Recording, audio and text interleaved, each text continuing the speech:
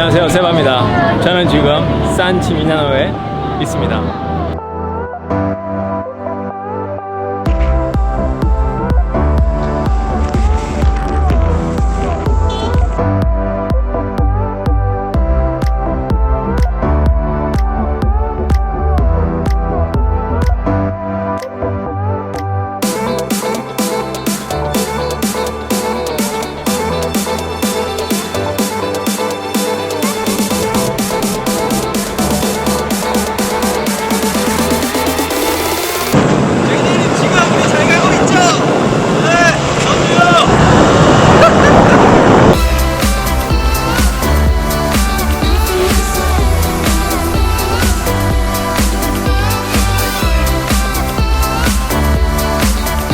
여기 종탑인데 너무 좋네요.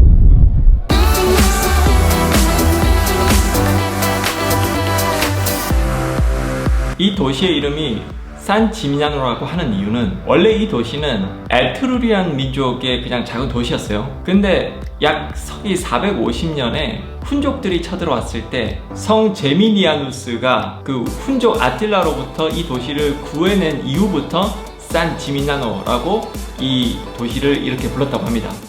위키피디아에 적혀 있더라고요.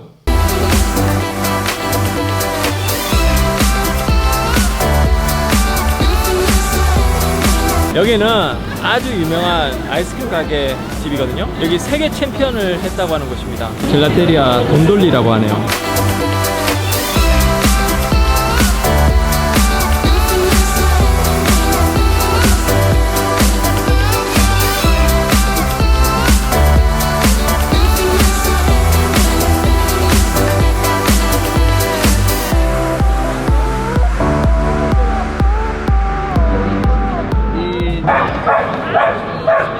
맛이 있는데 막 그렇게 세계에서 막 챔피언 먹을 정도까지는 잘 모르겠어요.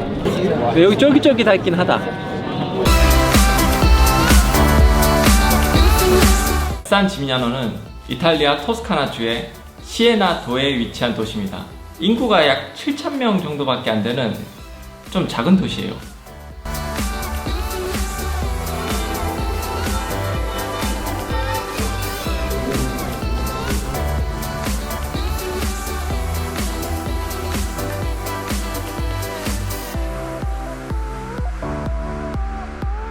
이 도시에는 탑이 엄청 많죠. 도시에 탑이 많은 이유가 몇 가지가 있는데요. 첫 번째로 성당이 많으면 탑이 많습니다.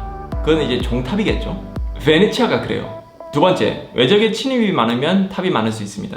그 시야를 확보해야 되고 방어를 해야 되기 때문이겠죠. 세 번째, 도시 안에 세력 다툼이 심하면 탑이 많을 수 있습니다. 탑은 대부분 성벽 안에 존재를 하고 그 성벽 안에 사는 사람을 귀족이라 그랬죠. 귀족은 성벽 밖에 땅을 가진 사람들입니다. 그러니까 그 땅에서 농사를 짓는 거겠죠. 그래서 도시가 상업이 발전되지 않으면 그 탑이 그대로 남아있을 수 있습니다.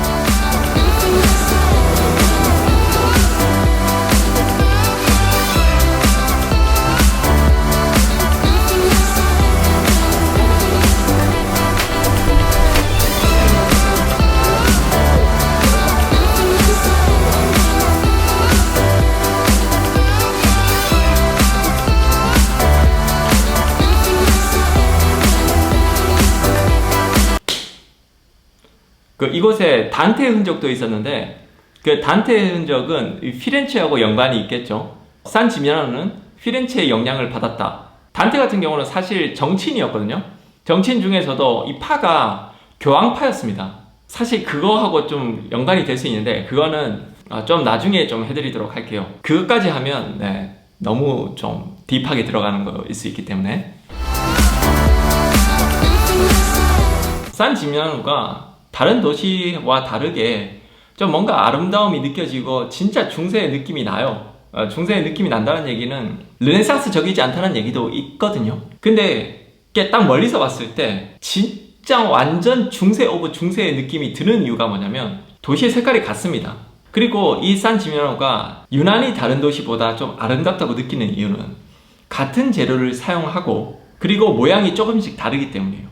어떤 것은 벽돌로 사용하고 어떤 것은 대리석으로 사용하고 막 그렇게 해버리면 우죽순 막 생겨버리면 도시가 그렇게 막 이쁘다는 느낌이 안 들 수 있어요. 저 같은 경우는 우리가 베네치아나 피렌체를 위에서 내려다 봤을 때 그 빨간 그 벽돌집이 있는 그런 모습을 봤을 때 되게 아름답다고 느끼잖아요. 다른 것 같지만 똑같은 모습이 보일 때, 그러니까 똑같은 재료를 사용했을 때 되게 아름다움을 느낀다는 거죠. 해바라기 밭을 봤을 때 그 느껴지는 감동이라고 해야 될까요? 그러면 산 지미아노가 왜 같은 재료일까? 첫 번째로 교통이 불편한 곳에 위치해 있어요. 두 번째로 자주적인 성장이 없었다. 피렌체의 지배를 받고 있었기 때문에 그 성장이 더디고 거의 없었다고 볼 수 있겠죠. 세 번째, 농업으로 충분히 먹고 살 수 있었기 때문에 상업으로 큰 성장을 이루지 못했다. 이게 무슨 얘기냐면 이거 메커니즘을 좀 이해를 해야 되는데, 귀족들은 절대 상업을 하지 않았습니다. 우리나라 조선시대 때 양반들이 상업하지 않은 것과 비슷하다고 보시면 돼요. 귀족들은 성 안에서 싸움을 준비하는 사람이거든요. 상업은 성 밖에 있는 농노들이 하게 되는데 나중에 상업을 했던 농노들이 세력이 커지면서 성 안으로 들어오게 되거든요.